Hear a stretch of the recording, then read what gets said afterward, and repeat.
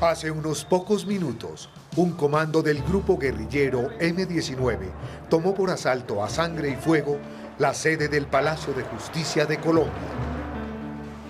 La intensidad de los tiroteos y potencia de las explosiones sacuden el centro de la capital colombiana con una fuerza tan poderosa que ya se presiente una confrontación de grandes magnitudes.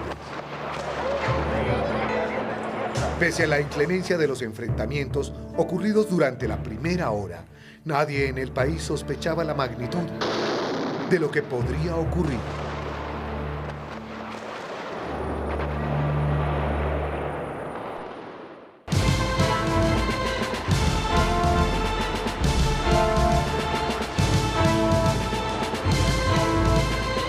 La historia de la nación estaba a punto de dar el giro más intenso de sus últimos 100 años.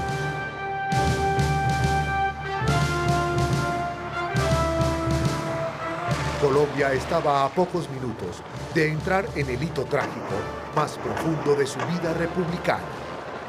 Lo que estaba por desencadenarse en las siguientes horas dejaría una marca profunda en la mente, en los corazones y en la historia de esta nación.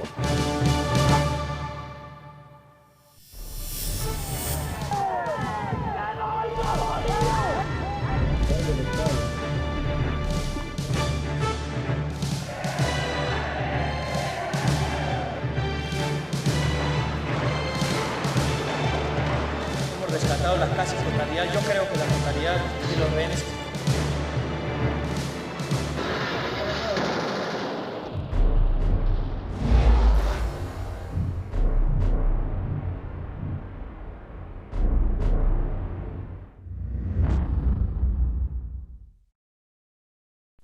El detonante histórico de lo ocurrido en el Palacio de Justicia se encuentra 15 años atrás con la derrota de la Alianza Nacional Popular, ANAPO, y su candidato presidencial, el exdictador populista General Gustavo Rojas Pinilla, en las elecciones presidenciales de 1970.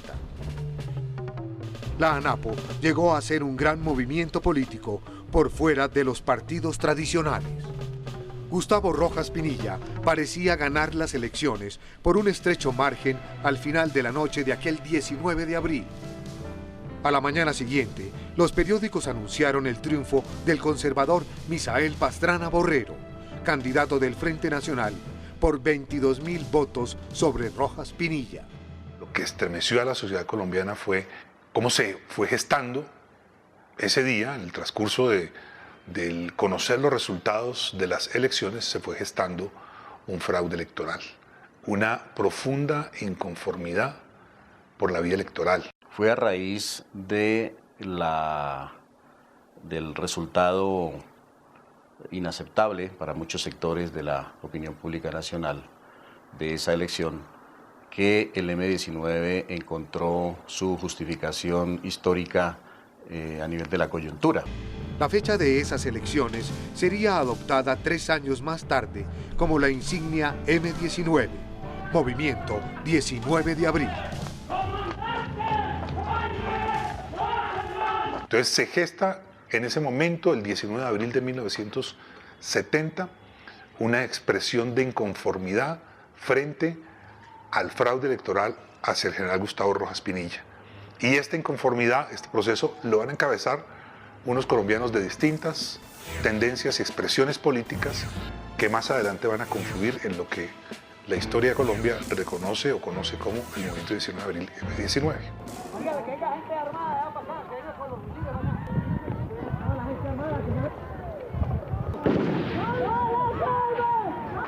Se iniciaban así 2 décadas de lucha armada contra el Estado colombiano, que confeccionarían paso a paso el camino trágico que llevó al M-19 a las puertas del Palacio de Justicia la mañana del 6 de noviembre de 1985.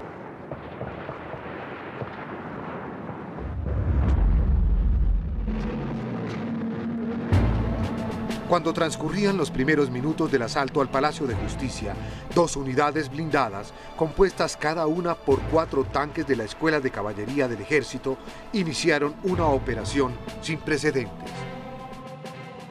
El escuadrón de tanques que llega a la Plaza de Bolívar tiene la misión de aislar el Palacio de Justicia y alejar cualquier ayuda al comando asaltante. Sin embargo, esa no será la tarea que cumplirán ese día. El equipo de tanques está a punto de recibir una contraorden. Será esa nueva orden la que conducirá a los carros blindados de la caballería del ejército a romper el factor sorpresa que hasta ahora le daba la superioridad militar al M-19 dentro del Palacio de Justicia.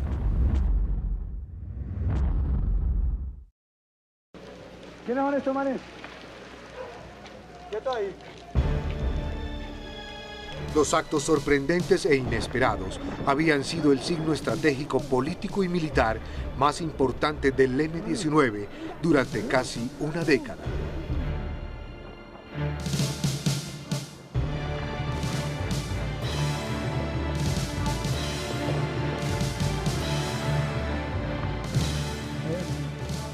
De hecho, la organización nació a la luz pública en 1974 con una singular campaña publicitaria de limpieza a través de avisos en los principales periódicos nacionales.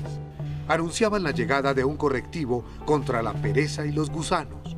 La forma como se da a conocer, ¿no?, a través de esas expresiones o acciones de alguna manera audaces o temerarias, es algo que llama la atención, ¿no? Llama la atención. La gente se siente mucho más interpretada con eso, con un movimiento que está más al alcance de la mano, más urbano.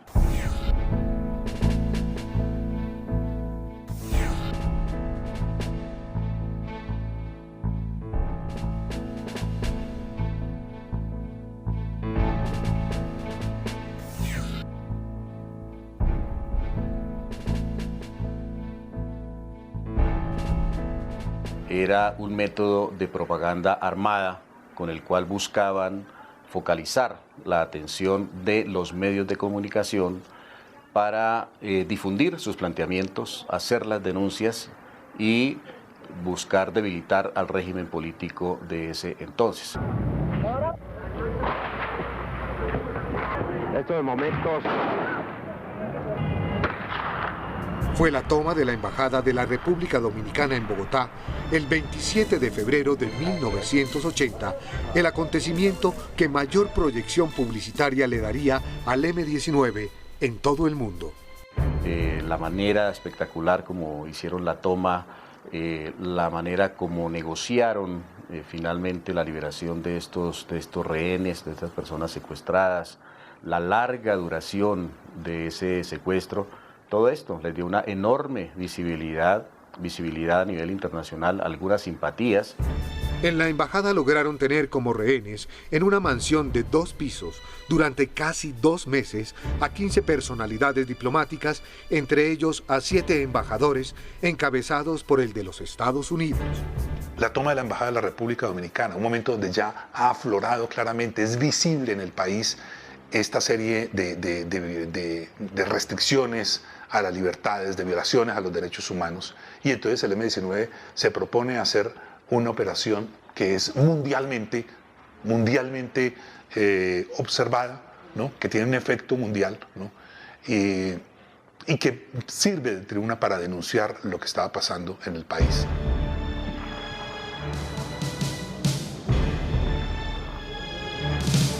Finalmente tuvo una resolución pacífica, negociada, con la salida tanto de los guerrilleros como de los diplomáticos hacia Cuba, con el pago, al parecer, de una suma significativa de dinero por parte del gobierno colombiano.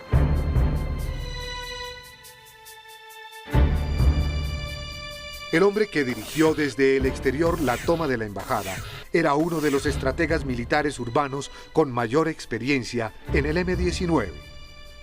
Luis Francisco Otero Cifuentes había diseñado la mayor parte de las operaciones militares de la organización y con la acción de la embajada estaba asignándose un lugar de privilegio en las futuras expediciones del M-19. El Palacio de Justicia fue construido en el costado norte de la Plaza de Bolívar con un diseño modernista, pero con la estructura de una fortaleza medieval. Porque en los estudios que hicieron encontraron que el edificio tenía dos posibilidades de entrada y de salida y que era, por consiguiente, un malísimo antecedente, porque constituía prácticamente una trampa mortal. El que entraba se quedaba adentro y el que estaba adentro no podía salir. Con sus 4 pisos de oficinas y el patio central, tenía un área aproximada de 3.200 metros cuadrados de construcción y ocupaba la mayor parte de la manzana frente a la explanada de la plaza. Cada uno de los 4 pisos del Palacio de Justicia tenía un área equivalente a un campo de fútbol. La importancia es que puedes concentrar todo el poder de fuego en las 2 entradas. Tenía que romper por el sótano o por la puerta principal. Y eso te permite poner los francotiradores, poner las bombas, dirigir y concentrar toda tu capacidad de fuego hacia esas 2 entradas. Pese a la magnitud del edificio y a sus especificaciones como fortificación, muy pocos creían que sus instalaciones podían ser el blanco de un ataque. Sin embargo, el palacio estaba ya en la mira del mayor asalto guerrillero de la historia del país.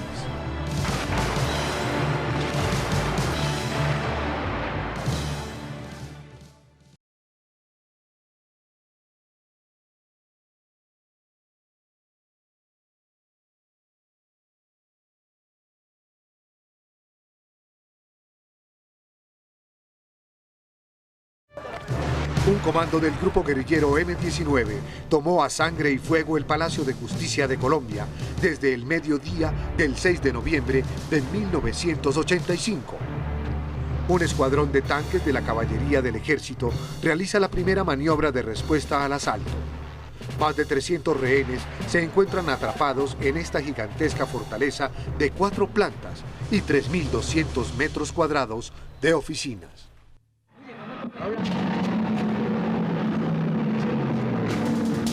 Al mando del escuadrón blindado que llega al centro de Bogotá está el teniente coronel Luis Alfonso Plazas Vega. El coronel Plazas estaba lejos de saber que se aproximaba al choque militar más trascendental entre el ejército de Colombia y la guerrilla del M-19. El coronel Plazas Vega era uno de los hombres duros de la aristocracia militar colombiana que no creía en la invencible capacidad del M-19.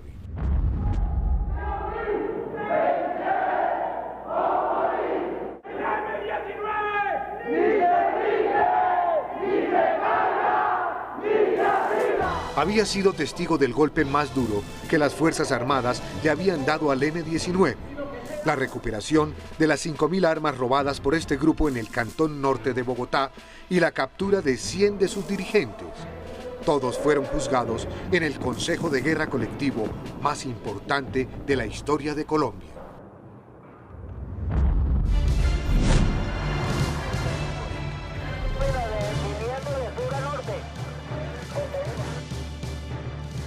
No habían pasado 2 horas del asalto cuando los tanques reciben la orden de derribar la puerta principal e ingresar al edificio.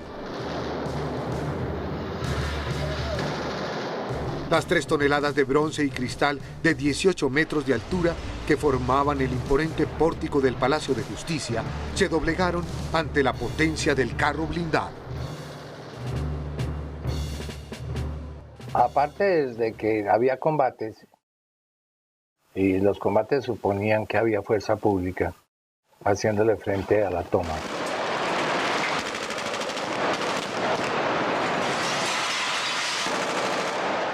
En alguna parte del edificio, pero no tenía modo de saber ni de qué manera ni dónde era. Pero sin duda había una resistencia o había habido una reacción por parte de la fuerza pública, porque los combates, ya le digo, eran tremendos.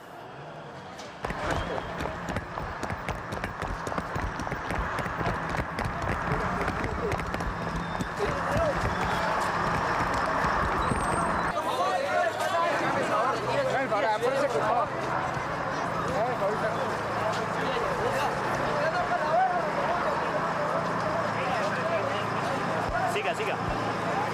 Ubíquese ahí, tranquilo hermano, que estoy bien. Detrás de los tanques estarían por grupos los más de 1.000 hombres que utilizaría la fuerza pública para la operación de recuperación del edificio.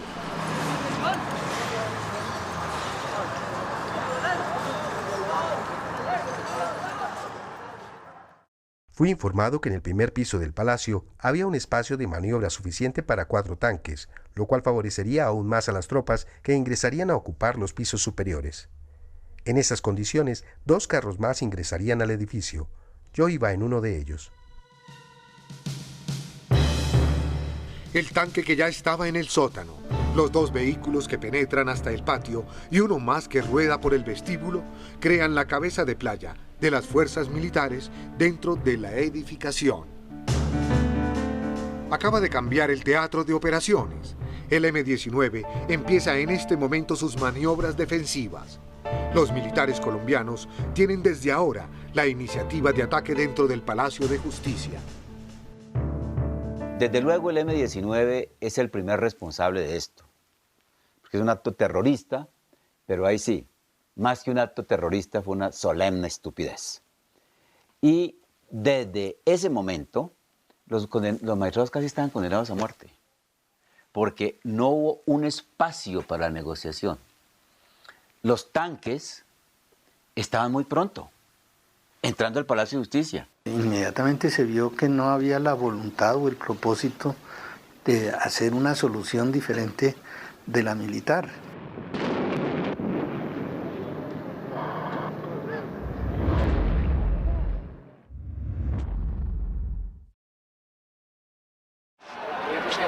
Colombiano, levanto ante el pueblo entero de Colombia una alta bandera blanca de paz y una sola gota más de sangre colombiana. Desde la posesión del presidente Belisario Betancur, las posibilidades de un acuerdo negociado con las guerrillas se abrieron paso en Colombia. Muy tempranamente el gobierno del presidente Belisario Betancur logró que el Congreso aprobara una amnistía general. Salieron de las cárceles y muchos de los dirigentes de esa organización, la mayoría de la dirigencia del M-19 estaba en la cárcel. Y enseguida tuvo una tregua con estos grupos. Hoy, a la 1 de la tarde, el M-19, sus mandos y sus tropas aquí presentes signarán el acuerdo de cese al fuego. Se promulgó una amnistía para los guerrilleros presos, se decretó un indulto para los subversivos condenados y finalmente se firmaron los acuerdos de cese al fuego y diálogo nacional entre el gobierno y la guerrilla.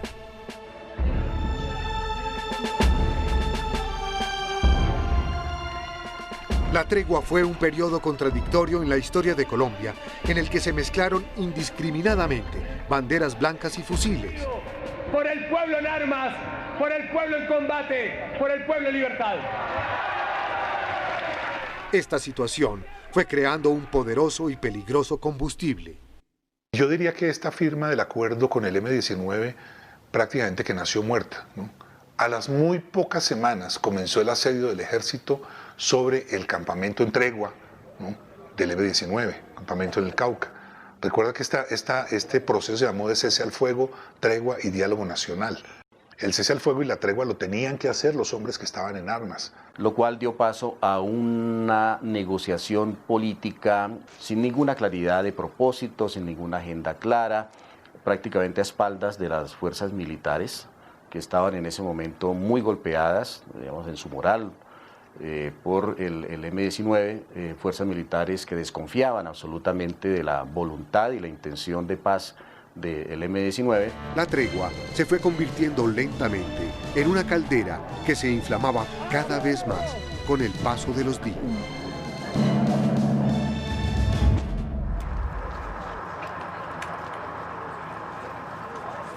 En el interior del Palacio de Justicia están atrapados alrededor de 300 rehenes civiles, entre ellos 50 magistrados de la Corte Suprema de Justicia y el Consejo de Estado.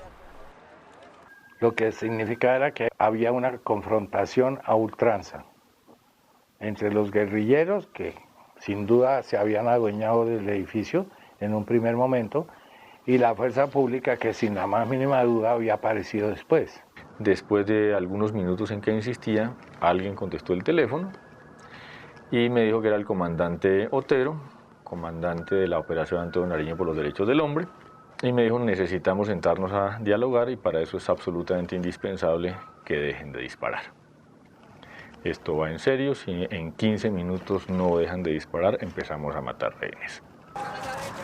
En la medida en que las tropas oficiales ganan terreno dentro del palacio, salen grupos de civiles que lograron mantenerse ocultos fuera del control del comando de asalto del M-19. Lo que pasó es que la gente se escondió. La gran mayoría, el 80-90% de las personas, naturalmente y por instinto se esconden cuando hay un tiroteo y cuando oyen gritos. Entonces la mayoría de la gente se escondió, nunca fue hecha rehén. El ejército, en la medida que iba recuperando el Palacio de Justicia, pues sí iba permitiendo que la gente saliera, la iba liberando, no en el sentido estricto que estuviera atrapada por el M-19, pero sí estaba atrapada dentro del palacio y atrapada por el combate. Yo volví a llamar al teléfono de la corte, le conté a papá las dos cosas que había hecho, él me dijo, yo ya hablé con el director del DAS y el director de la policía, y me aseguran que la orden de cese al fuego está dada, que es un problema de comunicación entre quienes dan la orden y la tropa que está dentro del palacio. Y esa es la razón por la cual papá sale a los medios a decir que cese el fuego. Por favor, que nos ayuden, que cese el fuego, la situación es dramática. Estamos aquí rodeados de personal del M-19. Casi sobre las 4 de la tarde, el comando del M-19 se había replegado con sus rehenes hacia el tercero y el cuarto piso, donde se refugiaban con los magistrados de la Corte Suprema y el Consejo de Estado. El desarrollo de la toma al Palacio de Justicia se encuentra en un trance que el M-19 no había previsto. Con la mitad del edificio intervenido por el ejército y la policía, la operación guerrillera está a punto de colapsar.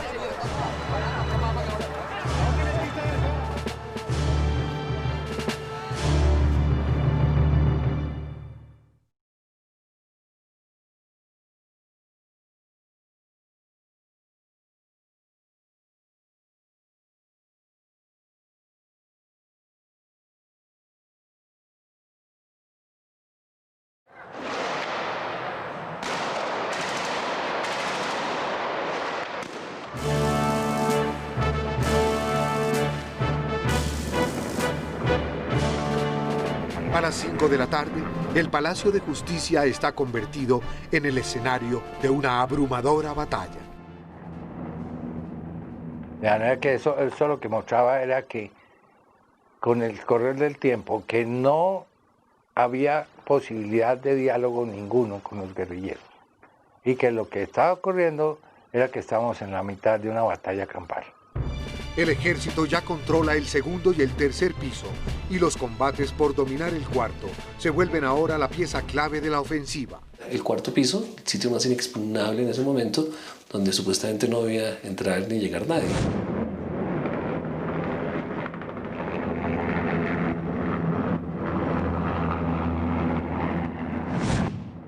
Por la azotea se inicia la operación para penetrar hacia el cuarto piso. Básicamente un helicóptero que estaba encima de las oficinas nuestras. Y se sintieron golpes de personas que parecía que caían de alguna parte. Destacamentos especiales de la policía desembarcan de los helicópteros y se preparan para dinamitar algunos sectores de la plancha de concreto reforzado del techo, exactamente sobre el punto donde se encuentra el grupo de rehenes de la Corte Suprema. Un poco después de las 4 de la tarde me enteré por las noticias que había intentado la Policía Nacional una incursión al cuarto piso por la azotea. Así que volví a llamar al Palacio a ver cómo estaban las cosas y ya nunca más pude comunicarme con papá.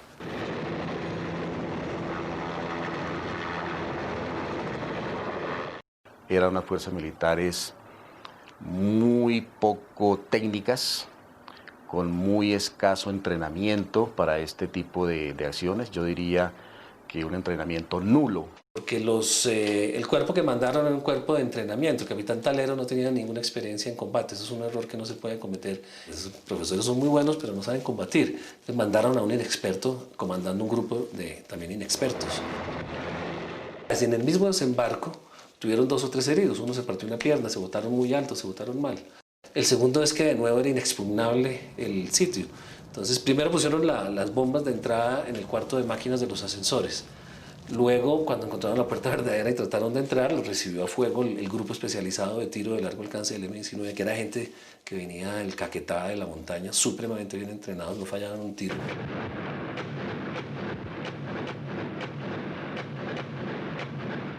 Todo fue un absoluto caos, una permanente improvisación. Eso, cada cual disparaba por donde se moviera alguien. La prueba es que muchos magistrados terminaron asesinados con balas del ejército, en medio de ese cruce de disparos. Eso es muy largo, pero eso fue todo, menos, eso fue una operación de arrasamiento.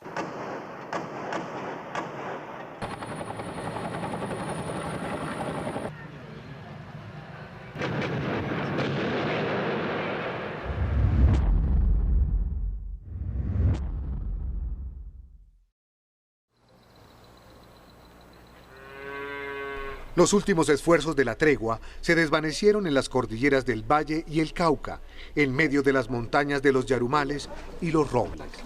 Entonces, ¿cuál es el problema? Es simplemente volver a términos de sensaciones políticas. Entendamos que la realidad de Colombia hoy es que no le podemos nosotros dar una solución militar a ese conflicto. Pero nosotros no podemos dejar de seguir en esta situación, de una muerte anunciada, pues, del diálogo, de la paz, de todo, ¿no? Ahí ya hay un proceso de muchísimo deterioro de esta negociación, que va a culminar en que el M-19 en junio de ese año 85 dice: esta tregua está completamente rota, aquí ya no hay nada más que hacer. La ruptura definitiva de la tregua llevó al M-19 a una gran ofensiva militar en varias regiones colombianas, donde realizó toma masiva de poblaciones. Todo esto llevó a la ruptura de esos diálogos y de esa tregua, lo cual llevó como conclusión a la toma del Palacio de Justicia por parte del M-19, donde supuestamente este grupo guerrillero iba a hacer un juicio político al gobierno de Belisario Betancur, culpándolo del fracaso del proceso de paz y de la ruptura de la tregua. Ellos en realidad sí creyeron, de locos, digamos, de insensatos, que iban a lograr desarrollar ese juicio. No solo no era viable, digamos, jurídicamente sería tan viciado que ni siquiera se puede hablar de que nadie puede hacer un juicio cuando está sometido el juez por las armas.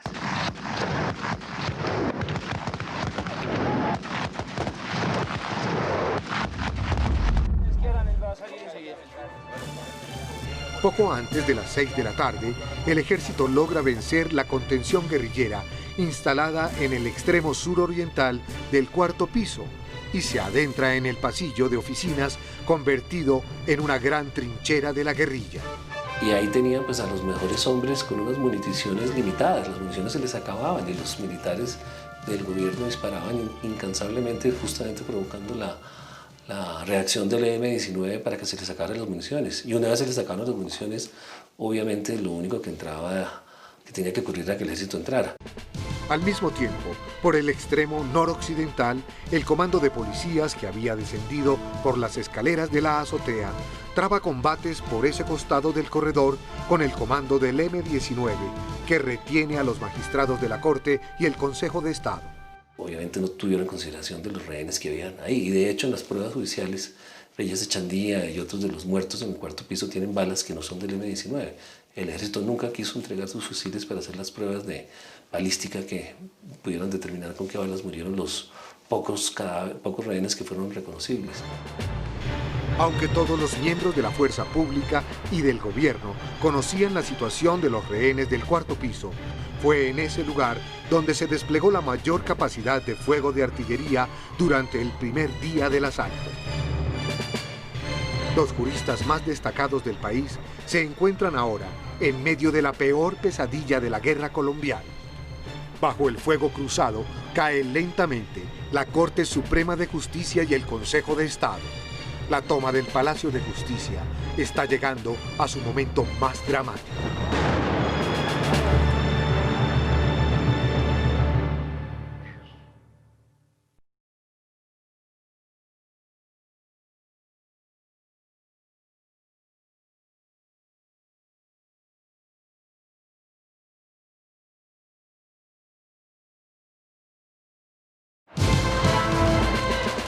Durante más de 8 horas, un comando del movimiento guerrillero M-19 ha mantenido secuestrados a los miembros de la Corte Suprema de Justicia y el Consejo de Estado al interior del Palacio de Justicia de Colombia. Las fuerzas militares han logrado penetrar la edificación con un escuadrón de tanques blindados y un despliegue de fuerzas especiales sobre el techo del edificio. Los combates dentro del Palacio de Justicia no han cesado al caer la noche del 6 de noviembre de 1985.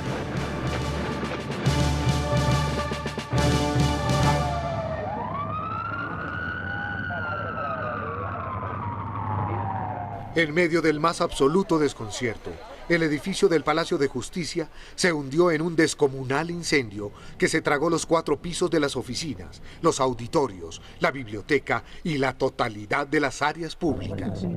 Hubo una tremenda explosión. La explosión conmocionó el edificio. Comenzó a oler a madera quemada y traté de averiguar por qué. Era un incendio enorme, monstruoso.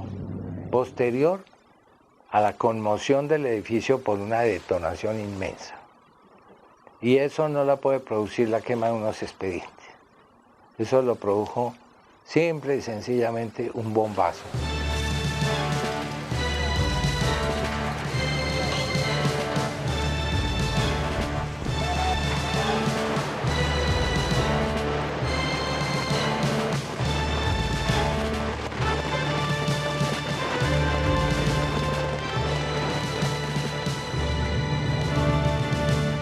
El incendio nos aisló completamente de toda posibilidad de percibir lo que pudiera estar pasando en cualquier otro lado, porque nos obligaron los guerrilleros a que tuvimos que subir al baño que quedaba encima.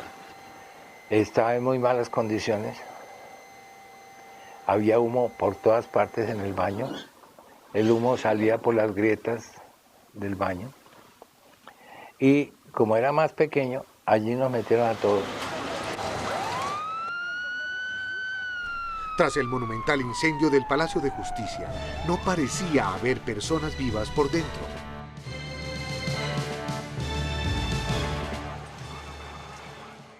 Y sobre todo hemos rescatado la casi totalidad, yo creo que la totalidad de los rehenes que se encontraban vivos. En este momento, ¿cómo está la situación ahí?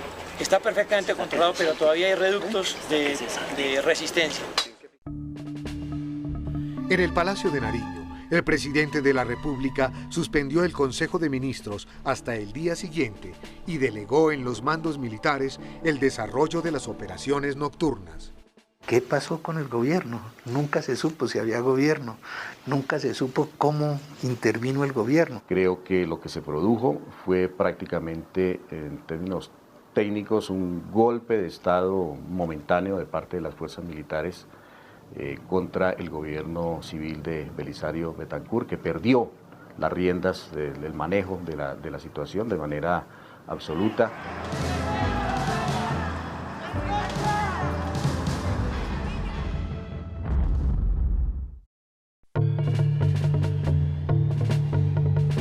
Veinte días antes de la toma del Palacio de Justicia, las autoridades descubrieron a un grupo de guerrilleros con los planos del Palacio de Justicia y documentación sobre la operación a desarrollarse durante la visita del presidente de Francia, François Mitterrand. La Corte Suprema ya estaba fuertemente amenazada por los narcotraficantes, quienes coaccionaban con el asesinato a los miembros que votaran el Tratado de Extradición. La policía de Bogotá resolvió hacer unos estudios sobre la seguridad del palacio, entre las cuales estaban fundamentalmente 2 o 3 medidas, y la tercera era el aumento de la vigilancia. A raíz de eso, la Corte estaba súper protegida, el edificio del Palacio de Justicia estaba súper protegido. Habían varios anillos. Había no solamente los vigilantes privados, había policía, y había un control muy estricto para ingresar a la Corte. Recuerdo incluso que una semana antes que acompañé yo a mi padre a la Corte, tuvo problemas entre comillas para entrar a la Corte porque se le solicitó identificación, a dónde iba, etcétera, para que entrara el presidente de la Corte.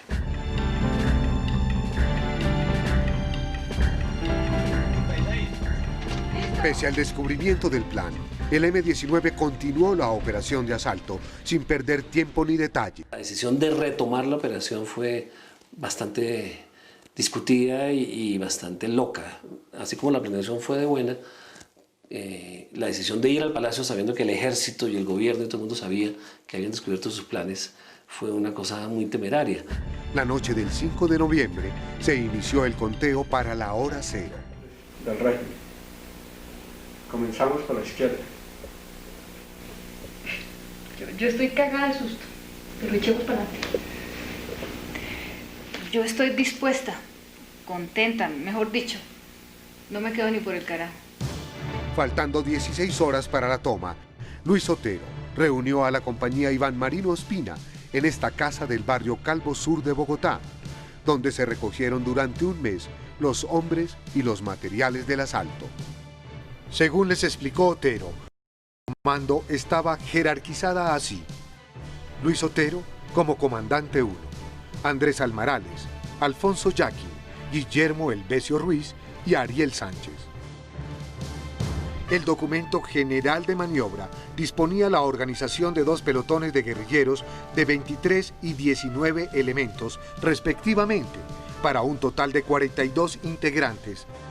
7 insurgentes estarían dentro del palacio desarmados, 7 más llegarían por la Plaza de Bolívar a la puerta principal y los 28 restantes ingresarían en 2 camiones por el sótano del palacio con el arsenal y las municiones. Militarmente el plan del M-19 estuvo muy bien concebido, lo diseñaron los estrategas militares que ellos tenían, Otero, Elvesio Ruiz, y la concepción era de guerra urbana muy bien planeado. Según el plan de asalto, sitiarían el edificio desde abajo, asegurando cada posición, primero, segundo, tercero y cuarto piso, con 3 líneas de defensa. El grupo que debía ingresar a pie por la Plaza de Bolívar nunca llegaría a la operación. La operación falló por otras razones, no por planeación, por falta del comando y de las armas que ellos necesitaban, que eran las armas antitanques que debían impedir la entrada de los tanques por el sótano y por la puerta principal, que de haberlas tenido el ejército sí, en vez de haber roto la puerta principal y entrado, hubiera volado un tanque de esos, en la toma se hubiera perfeccionado. La Corte estaba amenazada. El Consejo de Estado estaba amenazado. Y súbitamente, el 6 de noviembre, no había nadie. Si la vigilancia que existía durante esos días de la toma del palacio, previos a la toma del palacio, hubiera estado el 6 de noviembre, a los guerrilleros les hubiera quedado imposible penetrar al palacio. Y por eso nace la hipótesis que hasta ahora no se ha podido ni comprobar ni desvirtuar, digamos, que como había suficiente información que ese golpe se iba a dar, lo que montaron fue una especie de ratonera para vengarse. Y por eso mucha gente dice que el ejército sabía que se iban a tomar el Palacio de Justicia. Pues claro que lo sabía, lo sabía todo el país, y fue publicado en los periódicos. Sabían que se iban a tomar, lo que nadie creía era que se lo fueran a tomar después de que los hubieran descubierto los planes.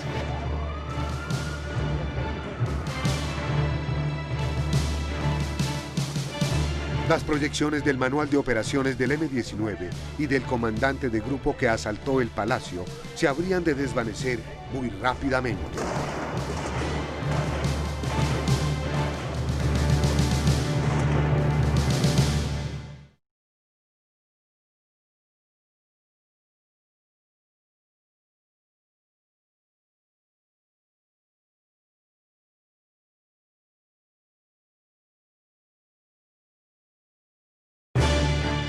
Se están cumpliendo 12 horas desde el momento en que un comando guerrillero del M-19 tomó por asalto la sede del Palacio de Justicia.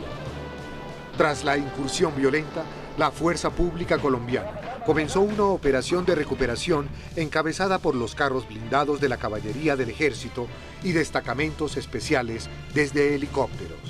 Al caer la noche, un gigantesco incendio devoró el Palacio de Justicia, desconociéndose la suerte de los rehenes y del comando guerrillero.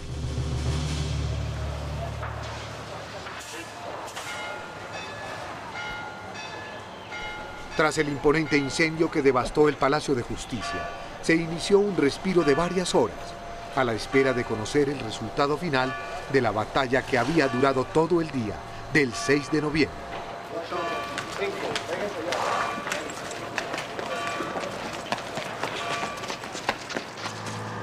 Inexplicablemente, a las 3 de la madrugada,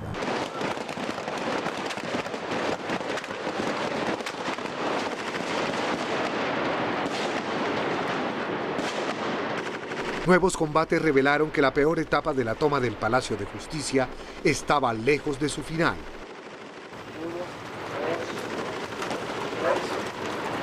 Un desenlace que nadie estaba en condiciones de vaticinar.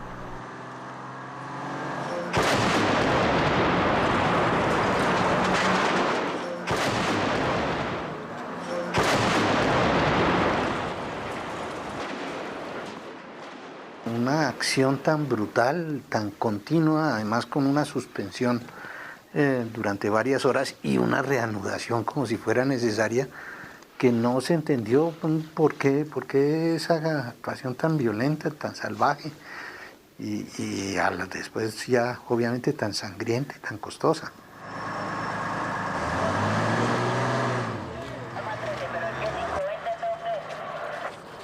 Desde las muchas investigaciones que se han hecho sobre el particular, no dejan ninguna duda en cuanto a que el último reducto de resistencia del M-19 fue un baño y que ahí estuvieron reunidas un número muy grande de personas en proporción con el tamaño del baño.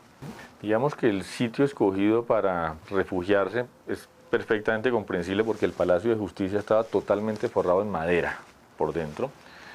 Las divisiones de las oficinas eran madera solamente, de tal forma que era un edificio que ardía muy fácilmente. Y lo único que estaba absolutamente resguardado eran los baños, que eran muros de piedra muy anchos. Lo que pasó en el baño es que el M-19 concentró sus últimos rehenes, que eran, si no estoy mal, 60 y algo, en ese sitio, porque ya el resto lo tenía tomado las fuerzas públicas. Y de esos 60 y pico rehenes, estaban controlados por 8 guerrilleros, 3 fuera de combate, 3 heridos, muy mal heridos, y 5 personas con muy poquitas armas y muy poquitas municiones.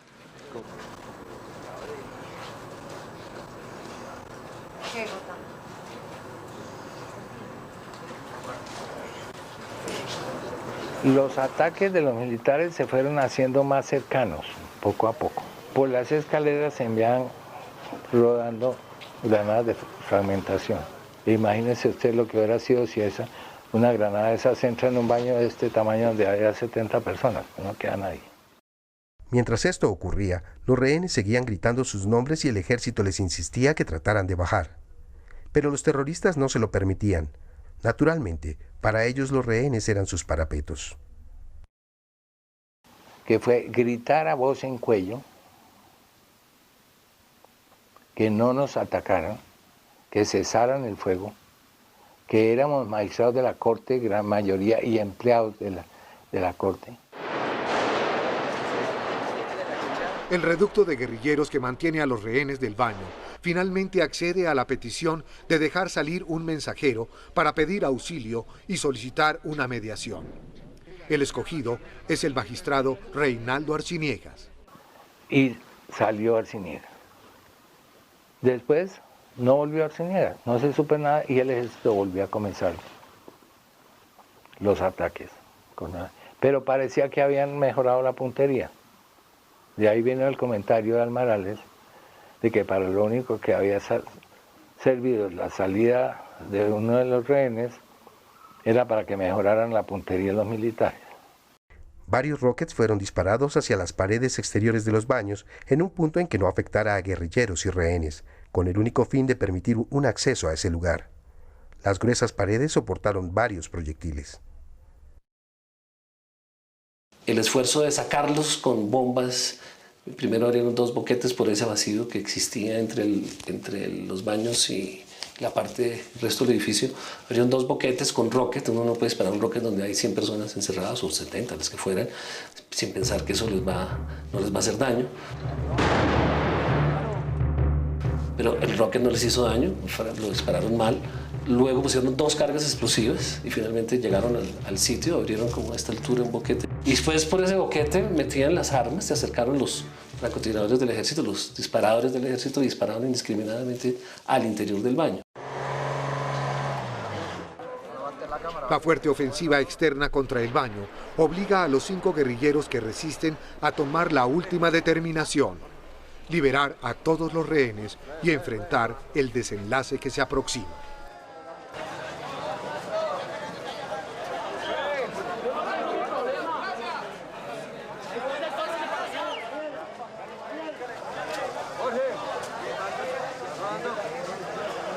Cuando se cumplieron 28 horas del inicio de la toma al palacio, una sorprendente explosión sacude los cimientos de la edificación y sus alrededores. Es el indicio de que la batalla ha llegado a su final.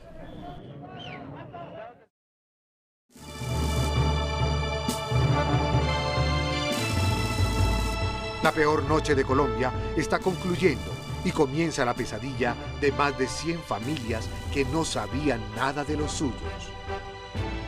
Parientes de los magistrados, de los funcionarios de la rama jurisdiccional, de los empleados de la cafetería, de los visitantes ocasionales, de los militares en actos de servicio y de los 35 guerrilleros que participaron en la acción de asalto, empezaban una búsqueda angustiosa de sus familiares.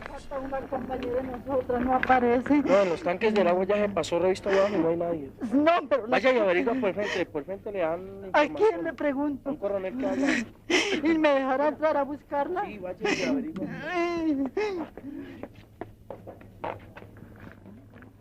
Que nos den alguna razón, vivos, muertos, como sea, pero que nos den alguna razón de ellos, su merced. Porque ella era madre de 4 niños, su merced. Ni padre ni nada tienen esos niños. El saldo de víctimas fatales estaba encabezado por 11 magistrados de la Corte Suprema de Justicia, incluido su presidente, Alfonso Reyes Echandía.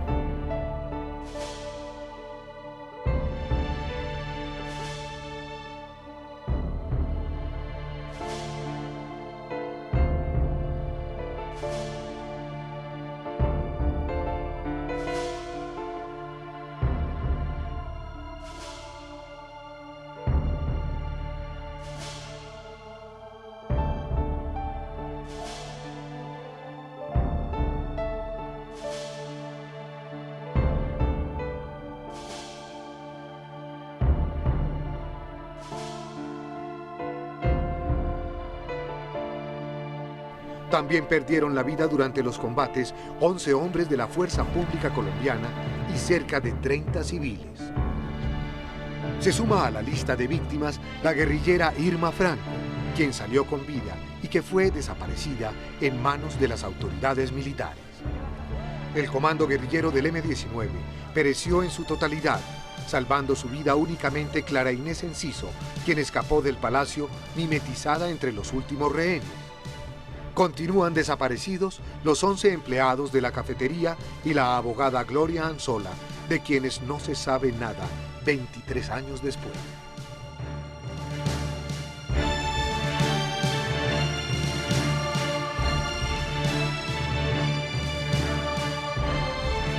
La nación ha sido sancionada económicamente en varias oportunidades por la utilización excesiva de la fuerza, desprotección de civiles y omisión en el servicio de la seguridad. Pero penalmente, nadie ha sido responsabilizado por estos sucesos.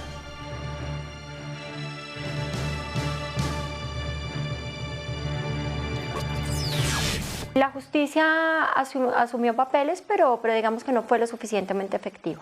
Yo creo que un país tiene derecho a saber la verdad.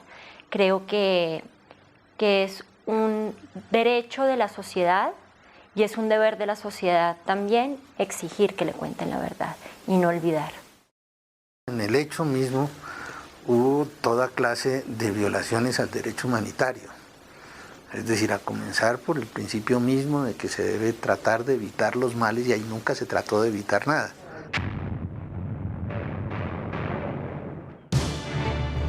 La Comisión de la Verdad creada por la Corte Suprema de Justicia, responsabilizó al M-19 por el uso de acto terrorista contra civiles indefensos y al Estado por el abuso de la fuerza en la operación de retoma. La forma como murieron la mayor parte de los rehenes sigue siendo un misterio. Muchos de los sucesos del 6 y 7 de noviembre de 1985 han permanecido 23 años en la sombra.